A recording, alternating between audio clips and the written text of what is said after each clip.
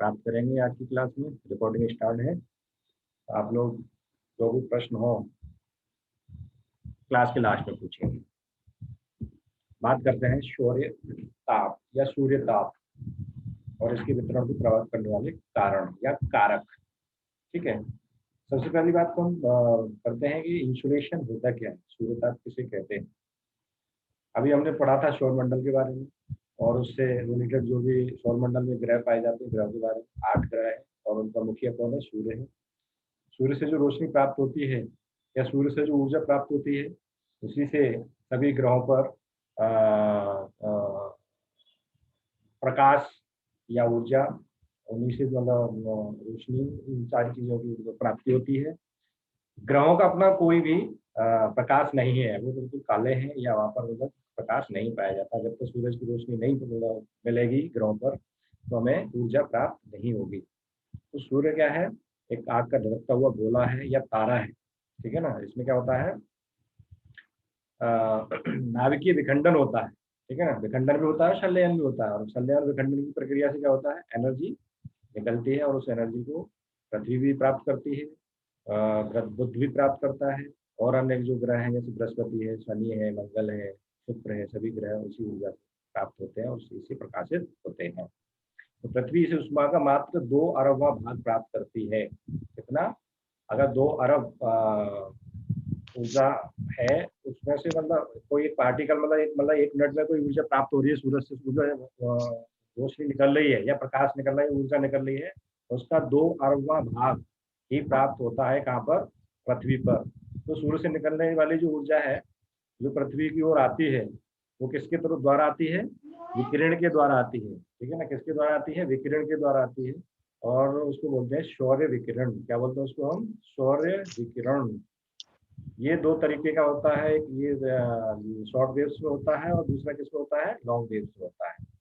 तो जो सूरज से जो हमें रोशनी प्राप्त होती है वो हमें शॉर्ट वेव्स के द्वारा प्राप्त होती है और जो पृथ्वी रिफ्लेक्ट करती है या रिफ्लेक्शन करती है किसका, ऊष्मा का, इसमें वायुमंडल में, वो लॉन्ग वेव्स के द्वारा करती है।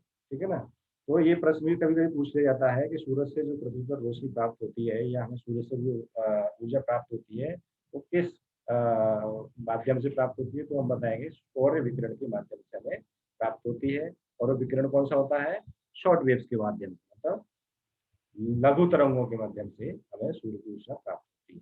ठीक है, तो सूर्य से निकली ऊर्जा का जो भाग पृथ्वी को आता है उसे हम सूर्य ताप या इंसुलेशन कहते हैं। वही अभी बात कर रहे हैं कि सूरज से जो भी ऊष्मा निकलती है वो पृथ्वी पर आती है, उसी चीज को हम क्या कहते हैं, सूर्य ताप कहते हैं या इंसुलेशन कहते हैं। इसकी कुछ वैज्ञानिकों ने व्याख्या भी की है, जैसे कि केंद्रीय महोदय ने बताया है कि सूर्य से वायुमंडल में निरंतर विकृत ऊष्मा को सूर्यताप कहा जाता है। मतलब जो निरंतर जो ऊष्मा विकृत हो रही है, ऐसा नहीं है कि मतलब थोड़ी देर के लिए हुई फिर बंद हुई, फिर थोड़ी देर के लिए फिर बंद हो गई। ऐसा हमारी पृथ्वी पर कभी कभी ऐसा होता है कि जैसे बादलों का निर्माण होता है, बादलों का निर्माण होता है तो हमें सूर्य से की जो रोशनी है वो हमें प्राप्त नहीं होती है। तब क्या होता है कि जो बादल होते हैं वायुमंडल में होते हैं, वायुमंडल में बादलों के द्वारा उसको रिफ्लेक्ट कर दिया जाता है, मतलब वापस कर दिया जाता है, परावर्तन कर दिया जाता है उसका, इसका सूर्यताप का। लेकिन अगर डायरेक्ट रोशनी, जैसे आजकल का जो मतलब मौसम चल रहा है, बादल का निर्माण नहीं हो रहा है, तो उसमें क्या है, हमें सूर्य से डायरेक्ट मतलब निरंतर ऊष्मा प्राप्त हो रही है। ठीक है, उसी को हम कहते हैं सूर्य तप। क्या बोलते हैं उसको हम, सूर्य तप। बायर्स के अनुसार क्या होता है, बायर्स ने क्या बताया कि पृथ्वी की सतह पर प्रत्यक्ष प्राप्त सौर विकिरण की दर को, पृथ्वी की सतह पर प्राप्त प्रत्यक्ष प्राप्त सौर विकिरण की दर को सूर्य तप कहते हैं या सूर्यताप कहते हैं। ठीक है ना, कार्य मार्टिन महोदय ने बताया कि सूर्य से विकसित विकृत ऊर्जा जो पृथ्वी पर पहुंचती है, सूर्य से विकृत ऊर्जा जो पृथ्वी पर पहुंचती है उसे हम क्या कहते हैं, सूर्य ताप कहते हैं या सूर्य तप कहते हैं या इंसोलेशन कहते हैं। तो इन सभी मतलब डेफिनेशन से एक ही बात निकल जाती है कि जो भी सूरज से मतलब एनर्जी निकल रही है या भी ऊर्जा निकल रही है और जो पृथ्वी पर पहुंच रही है, ठीक है ना, पृथ्वी को कितनी मतलब पहुंचती है, 2 अरबवां भाग, मतलब सूरज से जो ऊर्जा निकल रही है उसका 2 अरबवां भाग कहाँ पर पहुंचता है, पृथ्वी पर पहुंचता है। और इसी के माध्यम से हम क्या बोलते हैं, अपनी एनर्जी, हमारी वनस्पति है, हमारा पानी है, हमारे बहुत सारे जीव जंतु हैं, सूरज से रोशनी प्राप्त करके अपने जीवन में उसका उपयोग करते हैं। और वेजिटेशन तो बहुत अच्छा उपयोग करता है, मैंने बताया भी होगा आपको कि फोटोसिंथेसिस जो प्रोसेस है ना, जो सूरज से जो रोशनी प्राप्त होती है उससे फोटोसिंथेसिस के माध्यम से सूर्य कोई पेड़ पौधे अपना भोजन तैयार करते हैं, और उसमें क्या करते हैं वो कार्बन डाइऑक्साइड गैस को भी मतलब वायुमंडल से ऑब्जर्व कर लेते हैं, और ऑक्सीजन को मतलब क्या करते हैं वायुमंडल में वापस कर देते हैं, ठीक है ना। तो इसका जो जीवित प्राणी है, ये जितने भी मतलब पृथ्वी में जीवित प्राणी पाए जाते हैं उन सबका क्या है, सबके लिए सूर्य ऊर्जा का बहुत ज्यादा महत्व है। पृथ्वी पर जो भी वेजिटेशन पाया जाता है, या जो भी मौसम परिवर्तन होता है, या जो भी हम मतलब ऋतु परिवर्तन होता है, ठीक है ना, सुबह से लेकर शाम तक जो भी प्रोसेस हम देखते हैं अपने धरातल पर रखे अपने आसपास में अपने वायुमंडल में, उसके पीछे इंसुलेशन या सूर्य तप का बहुत बड़ा हाथ होता है। आगे बात करते हैं सूर्य तप को या सूर्य तप को प्रभावित करने वाले तत्व, उनको एलिमेंट्स कौन कौन से हैं जो मतलब सूर्य तप को या सूर्य इंसुलेशन को प्रभावित करते हैं, ठीक है ना। धरातल पर सूर्य की ऊष्मा भिन्न भिन्न मात्रा में पहुंचती है, ठीक है। क्या जो ये जो आपको डायग्राम दिख रहा है ये क्या है, ये हमारी पृथ्वी है, ठीक है ना। क्या है, ये पृथ्वी है। ये आपको 90 डिग्री का एंगल दिख रहा होगा, ये पूरी मतलब अगर हम ये यहाँ से यहाँ तक की दूरी को नापें 90 डिग्री से, ये वाला जो कोण है ये वाला, इसको अगर हम कोण को नापे तो कितना आएगा 23.5 डिग्री, कितना 23 डिग्री 30 मिनट। तो हमें कई बार हम बार बार यही बताते हैं कि पृथ्वी अपने अक्ष पर कितनी 23 डिग्री 30 मिनट क्या है, झुकी हुई है, ठीक है ना। तो झुकी हुई है, तो इस पे मान लीजिए इधर से सूरज चमक रहा है, सूरज चमकने से इसकी जो किरणें हैं क्या है, किरणें क्या हो जाएंगी, तिरछी हो जाएंगी, और ये जो 0 डिग्री की लाइन है ये वाली, है ना, इसको बोलते हैं 0 डिग्री लाइन या इक्वेटर बोलते हैं, ठीक है ना। तो इक्वेटर बोलते हैं, तो इक्वेटर पे सूरज की जो किरणें सीधी पड़ती हैं, लेकिन ध्रुवों पर ये उत्तरी ध्रुव हो गया, ये दक्षिणी ध्रुव हो गया, यहाँ पर क्या है सूर्य की किरणें तिरछी पड़ती हैं, इसीलिए तिरछी सूर्य की किरणों को तिरछापन होने की वजह से क्या होता है, यहाँ पर प्रकाश कम पहुंच पाता है, जबकि भूमध्य रेखा पर सीधी किरणें पहुंच मतलब लॉन्ग वेव शॉर्ट वेव्स के माध्यम से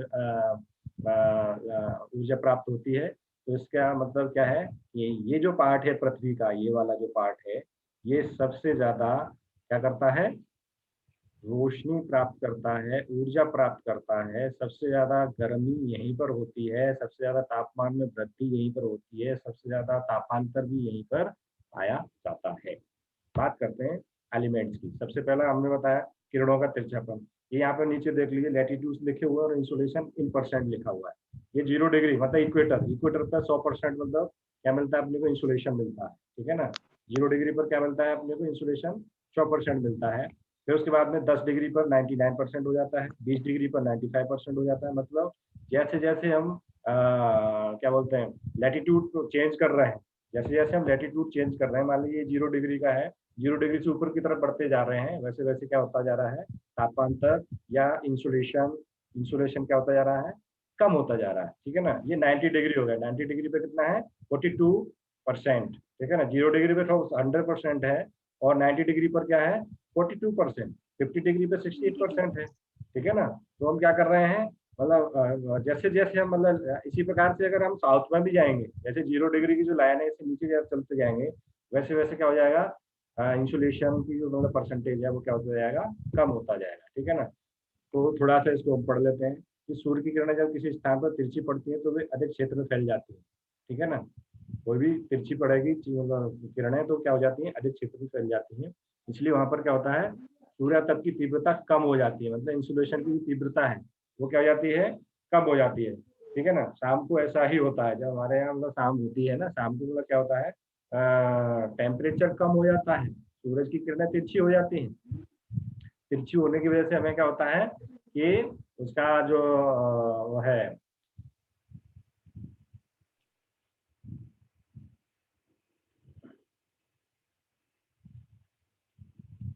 बिखराव हो जाता है, तिरछों मतलब किरणों का बिखराव हो जाता है, ठीक है ना। इसलिए क्या होता है कि बिखराव परावर्तन अवशोषण होने लगता है, इसलिए उसकी तीव्रता कम हो जाती है, क्या हो जाती है, उसकी तीव्रता कम हो जाती है, जैसे तिरछे हो जाती है किरणें, किरणें तो तिरछे होने से क्या हो जाता है, परावर्तन भी हो जाता है, बिखराव भी हो जाता है, अवशोषण भी होने लगता है, और इसकी वजह से क्या हो जाता है, टेम्परेचर या तापमान की तीव्रता कम हो जाती है, ठीक है ना।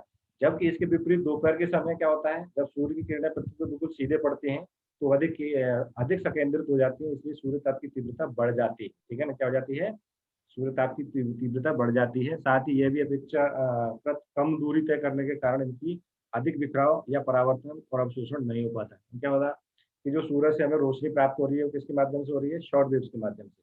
तो अगर शॉर्ट वेव सीधी पड़ रही है तो उनका बिखराव कम होगा, ठीक है ना, वो क्या होगी, अधिक संकेंद्रित हो जाएंगे या अधिक संकेंद्रित हो जाएंगी, ठीक है ना। इसी प्रकार से अगर किरणें तिरछी हो रही हैं तो उनका क्या हो जाएगा, बिखराव हो जाएगा, परावर्तन हो जाएगा, अवशोषण हो जाएगा।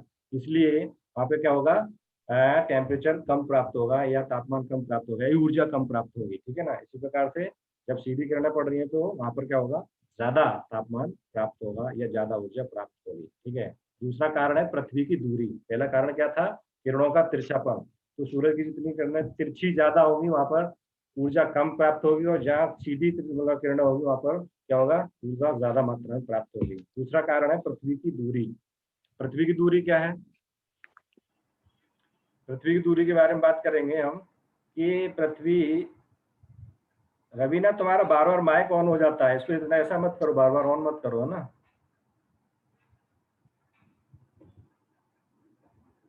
क्योंकि पृथ्वी क्या है, अपने अंडाकार कक्ष में घूमती है। ये देखो, ये सूरज है, ये पृथ्वी है, पृथ्वी क्या है, ये बार बार मतलब क्या कर रही है, इसके मतलब चक्कर लगा रही है। उसके पूरे चक्कर लगाने में कितना टाइम लगता है, 365 दिन लगते हैं, ठीक है।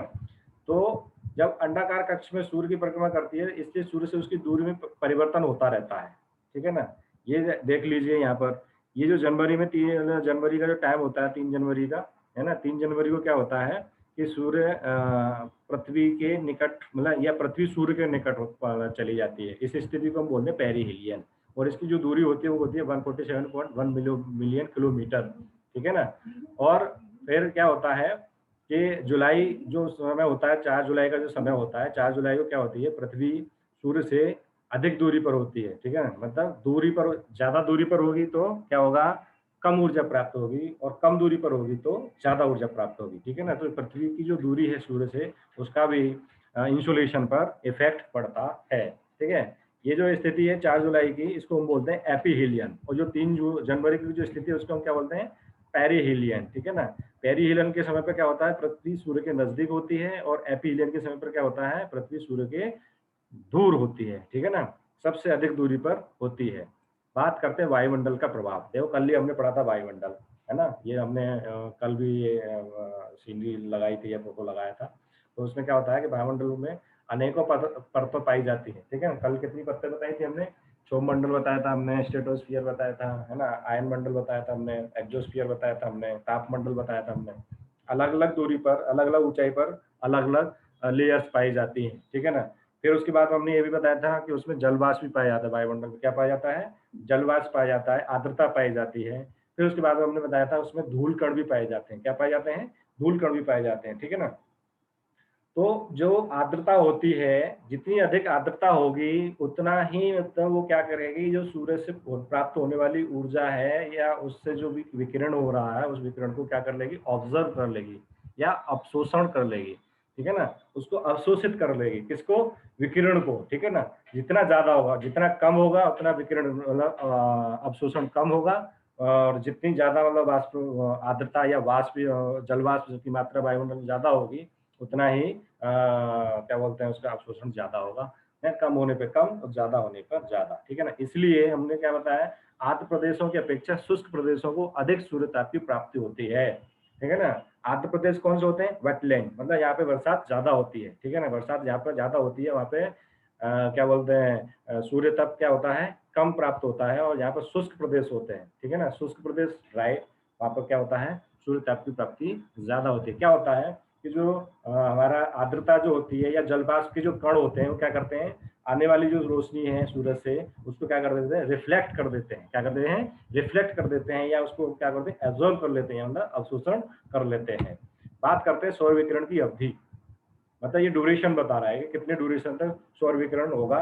जितना ज्यादा सौर विकिरण का मतलब ड्यूरेशन होगा या अवधि होगी, उतना ज्यादा मतलब पृथ्वी पर क्या होगा, सूर्य तप प्राप्त होगा या इंसुलेशन प्राप्त होगा। लेकिन अगर विकिरण की अवधि कम है तो फिर क्या हो जाएगा, ऊर्जा की मात्रा भी या उसके विकिरण की मतलब जो प्राप्त हो रही है ऊर्जा, उसकी मात्रा कम हो जाएगी, ठीक है। हम जानते हैं कि लंबाई में ऋतुओं के, दिन की लंबाई में ऋतुओं के अनुसार परिवर्तन होता रहता है।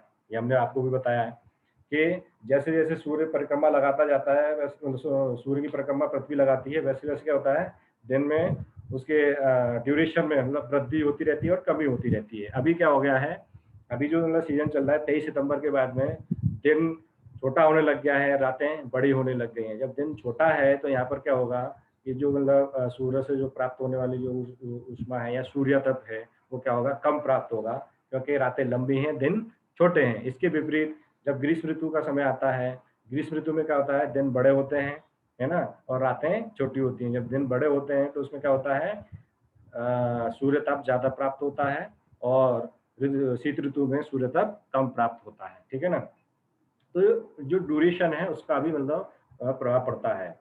इसलिए आगे बात करते हैं, सूर्य तप का अपक्षय है। सौर विकिरण को धरातल पर पहुंचने के दौरान वायुमंडल का मोटा आवरण पार करना पड़ता है। क्या करना पड़ता है, वायुमंडल का मोटा आवरण, कल हमने पढ़ा था कितनी दूरी तक है, 10,000 किलोमीटर से भी ज्यादा तक है। कितना है, 10,000 किलोमीटर से भी ज्यादा तक है। लेकिन सघन वायुमंडल कहाँ तक पाया जाता है, 0 डिग्री से, या मतलब पृथ्वी के धरातल से 16 किलोमीटर तक, 18 किलोमीटर तक, और ज्यादा अगर मतलब उसको थोड़ा और बदल करें तो 80 किलोमीटर तक मतलब वायुमंडल पाया जाता है, ठीक है ना। फिर 120 किलोमीटर के बाद में वायुमंडल पूरी तरह से क्या होता है, विरल हो जाता है। 120 किलोमीटर तक क्या पाया जाता है, ऑक्सीजन पाई जाती है, ठीक है ना। फिर 120 के बाद में मतलब ऑक्सीजन बहुत कम मात्रा में हो जाती है, ठीक है ना, वायुमंडल में। लेकिन सबसे ज्यादा जो ऑक्सीजन पाई जाती है, नाइट्रोजन जो पाई जाती है, ठीक है ना, कार्बन डाइऑक्साइड गैस जो पाई जाती है, वो कहाँ तक पाई जाती है, पृथ्वी के धरातल से 5.6 किलोमीटर तक सर्वाधिक मात्रा में पाई जाती है। मतलब 95% वायुमंडल यही मतलब इसी उसमें लेयर में पाया जाता है, ठीक है ना। तो क्या होता है कि वायुमंडल का जो मोटा आवरण पार करना पड़ता है, इस यात्रा को हम क्या कहते हैं, सौर विकिरण का अपक्षय यानी विनाश, ठीक है। क्या कहते हैं हम, सौर विकिरण का अपक्षय या विनाश। इस अपक्षय के कुछ कारण होते हैं, ठीक है। क्या होता है कि जो सूरज से जो रोशनी प्राप्त हो रही है, बीच में अभी हमने बताया जल वाष्प पाए जाते हैं, धूल के कण भी पाए जाते हैं, है ना, आर्द्रता भी पाई जाती है। इन सारी चीज़ों को पार करते हुए बहुत सारी मतलब गैसेस पाई जाती हैं। इन सभी को पार करते हुए कल हमने बताया था कि ओजोन लेयर भी पाई जाती है, ठीक है। आयन मंडल में क्या पाया जाता है, ओजोन लेयर पाई जाती है। और ओजोन लेयर में क्या होता है, समताप मंडल में, है ना, समताप मंडल में ओजोन लेयर पाई जाती है। ओजोन लेयर क्या करती है कि सूरज से जो भी पराबैंगनी किरणें आती हैं, क्या करते हैं, सूरज से जो पराबैंगनी किरणें आती हैं वो बहुत ही घातक होती हैं, बहुत ही खतरनाक होती है। अगर वो सीधे पृथ्वी पर आ जाएंगी तो पृथ्वी पर वनस्पति, जीव जंतु और ये सब अनेक जो भी जीवित चीज है उसमें अनेकों प्रकार की क्या बीमारियां उत्पन्न होने लग जाएंगी, कैंसर्स होने लग जाएंगे, वनस्पति नष्ट होने लग जाएगी। तो उससे हमारी रक्षा करती है क्या, ओजोन लेयर। तो इस प्रकार की जो मतलब गैसेज हैं, बाष्प जल बाष्प हैं, धूल कण हैं, इन सबको पार करते हुए सूर्य की किरणें पृथ्वी पर पहुंचती हैं, ठीक है। तो इनको पार करते समय सूर्य का जो मतलब जो रोशनी आ रही है या सूर्य तप जो आ रहा है या इंसुलेशन जो हो रहा है, उसमें क्या होता है, उसका अपक्ष होता है, उसका विनाश होता है, वो नष्ट होता है या कम होता है, ठीक है ना, या फिर उसकी मतलब वहीं पर फैल जाता है, ठीक है। तो इसके पीछे कौन कौन से कारण होते हैं, किस प्रकार से या कौन सी विधि के द्वारा होता है, तो उसमें है सबसे पहले प्रकीर्णन, इसको बोलते हैं स्कैटरिंग। क्या बोलते हैं इसको, स्कैटरिंग। प्रकीर्णन, प्रकीर्णन कैसे होता है, इसके कारण आकाश का रंग नीला और कभी कभी लाल दिखाई देता है। ये देखो बहुत इंपॉर्टेंट चीज है। प्रकीर्णन जो स्कैटरिंग होती है, स्कैटरिंग के ही कारण जब हम ऊपर की तरफ देखते हैं, आसमान में है, तो उसका रंग कैसा दिखाई देता है अपने को, नीला दिखाई देता है और कभी कभी लाल दिखाई देता है, ठीक है ना। जब प्रकाश की अलग अलग लंबाई वाली तरंगें धूल एवं जलवाष्प से गुजरती हैं तो उसका प्रकीर्णन हो जाता है, इससे ऊर्जा का क्षरण होता है, ठीक है ना। अलग अलग लंबाई वाली तरंगें, ठीक है, शॉर्ट वेव, लॉन्ग वेव, वो क्या करती है, धूल एवं जलवाष्प से गुजरती है तो उसका क्या हो जाता है, प्रकीर्णन हो जाता है, मतलब क्या हो जाता है, स्कैटरिंग हो जाती है, और उसकी वजह से क्या होता है, ऊर्जा का क्षरण होता है। दूसरा है विसरण, क्या बोलते हैं उसको, डिफ्यूजन, ठीक है ना। डिफ्यूजन कैसे होता है, जब किरणों के रास्ते में ऐसे कण पड़ जाते हैं जिनका व्यास किरणों की तरंगों के दैर्घ्य से बड़ा होता है, ठीक है। कौन से कण, ऐसे कण जिनका व्यास किरणों की तरंग से दैर्घ्य से बड़ा होता है, तब सभी तरंगें इधर से उधर क्या हो जाती है, परावर्तित हो जाती हैं। क्या हो जाती हैं, परावर्तित हो जाती हैं, ठीक है ना। कभी कभी आपने छोटे मतलब गाँव में बच्चे होते हैं, बड़े शरारती होते हैं, या हम लोगों ने भी, तुम लोगों ने भी किया होगा कभी, या कभी कभी कोई बस या कार अपने सामने से निकलती है, तो उसमें क्या होता है, सूरज की एकदम रोशनी पड़ती है, उसका रिफ्लेक्शन हमारी आंखों में आता है, मतलब चमक जाती है।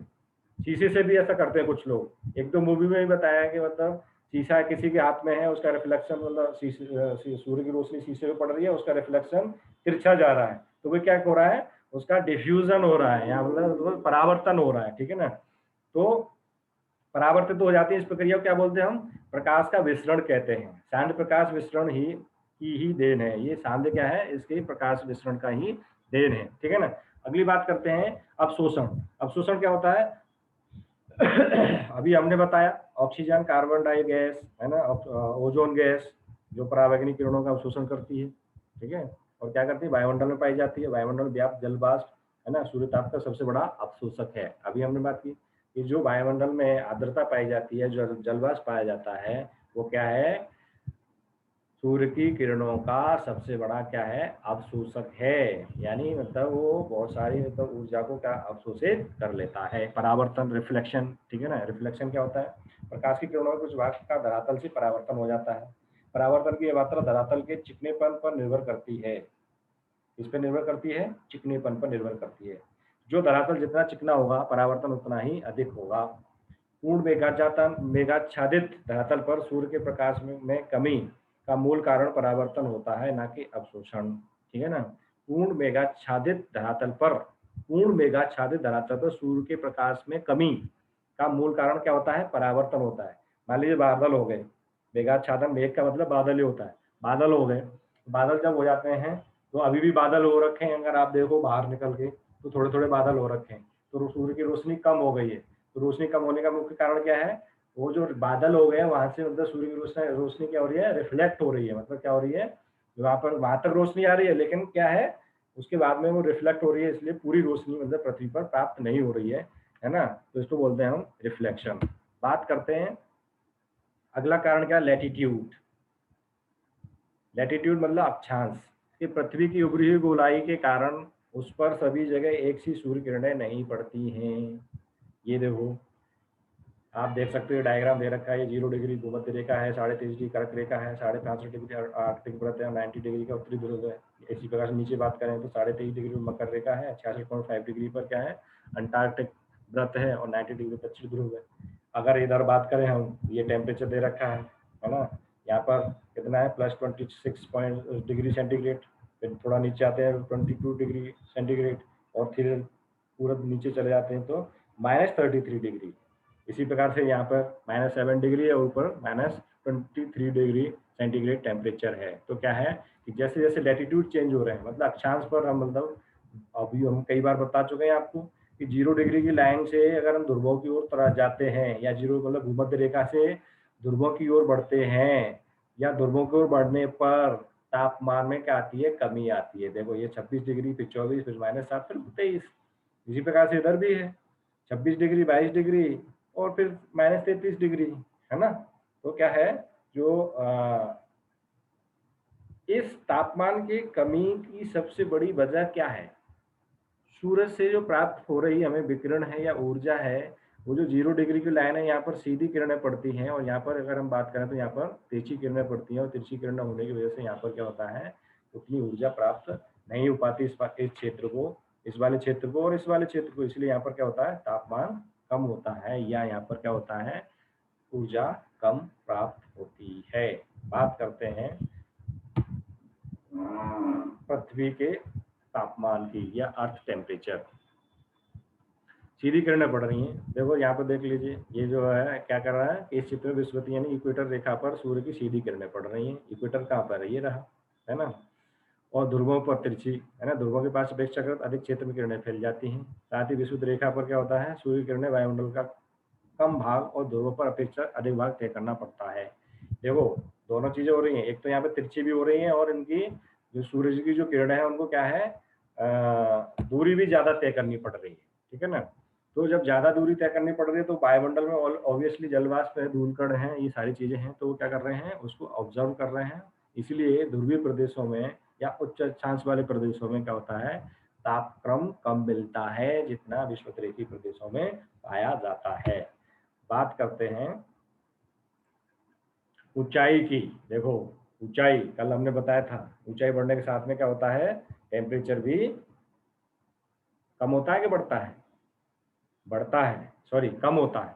प्रति 300 फीट की ऊंचाई पर जाने पर 1 फ़ारेनहाइट की कमी हो जाती है टेम्परेचर में। कितने, 300 फीट। कल भी हमने बताया था कि अगर हम पृथ्वी के धरातल से ऊंचाई की ओर चले जाते हैं, ऊंचाई पर जाते जाते हैं, तो तापमान में कमी होती जाती है। इसीलिए जो माउंटेन्स रीजन होते हैं, या जो माउंटेन्स जो यहाँ पर पर्यटन होता है, जैसे कि हमारे मध्य प्रदेश में ही है, पचमढ़ी है, मसूरी हो गया देहरादून में, है ना, शिमला हो गया हिमाचल प्रदेश में, जम्मू कश्मीर हो गया, है ना। ये जो क्षेत्र है क्या है, पृथ्वी के धरातल से अधिक ऊंचाई पर स्थित है, और ऊंचाई पर अधिक ऊंचाई पर स्थित होने की वजह से वहाँ पर क्या है, तापमान कम पाया जाता है, इसलिए वहाँ पर लोग गर्मियों में जाना अधिक पसंद करते हैं। ठीक है ना। तो उसमें क्या होता है कि ऊंचाई बढ़ने के साथ साथ में क्या होता है, तापमान में कमी होती है। ठीक है। बात करते हैं जल और स्थल का वितरण। ये आपको मैंने बहुत अच्छे से बताया हुआ है कि पृथ्वी के जो 71 जो भाग है, यानी ये पूरी पृथ्वी है, तो इसके 71% भाग पर क्या पाया जाता है, जल पाया जाता है, और 29% भाग पर क्या पाया जाता है, स्थल पाया जाता है। ये जो आपको स्थल दिख रहा है, ठीक है ना। तो जल की अपेक्षा स्थल जल्द गर्म हो जाता है। क्या हो जाता है, जल की अपेक्षा स्थल क्या हो जाता है, जल्दी गर्म हो जाता है, और जल धीमे धीमे गर्म हो पाता है। ठीक है ना। तो स्थल खंड क्या आता है, जल्दी गर्म होता है, जल्दी ठंडा हो जाता है। फलस्वरूप उसके संपर्क में आने वाली वायु भी जल्द गर्म होती है, जल्दी ठंडी हो जाती है। इसके विपरीत जल के नजदीक वाले स्थान देर से गर्म होते हैं और देर से ठंडे होते हैं, है ना। जैसे मान लीजिए ये जो माला आपको दिख रहा होगा, ये वाला जो पार्ट है, ये पूरा जो पार्ट है, ये क्या है, देर से गर्म होगा और देर से ठंडा होगा। लेकिन वही ये जो स्थल भाग है, ये क्या है, जल्दी गर्म होता है और जल्दी ठंडा हो जाता है। यही कारण है कि समुद्र किनारे के स्थानों में गर्मी के मौसम में उतना अधिक तापमान नहीं मिलता है। ठीक है ना।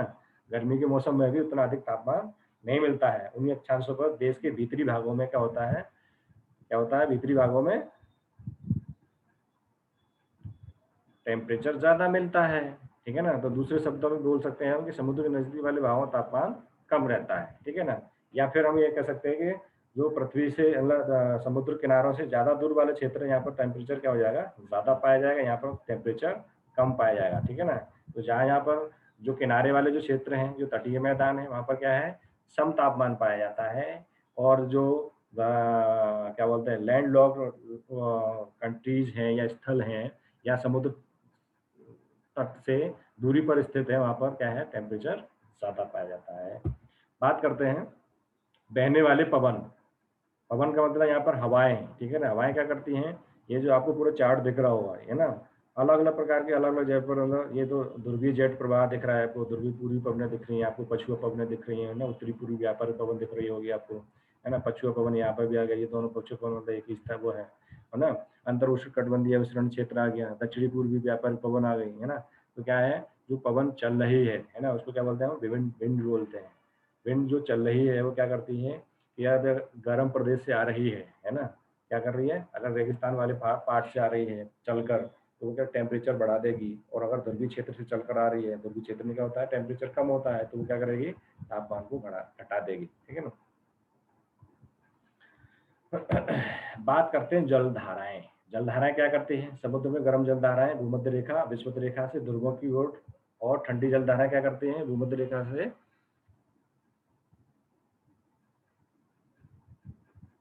भूमध्य रेखा की ओर चलती हैं। ठीक है। क्या करती हैं, जो गर्म जल धाराएं हैं, ये 0 डिग्री की जो लाइन है, यहाँ से इधर चलेंगे, ये मतलब ध्रुवों की ओर, इधर भी चलेंगे ध्रुवों की ओर। ठीक है ना। और जो ठंडी जल धाराएं क्या करती हैं, ध्रुवों से भूमध्य रेखा की ओर चलती हैं। ठीक है।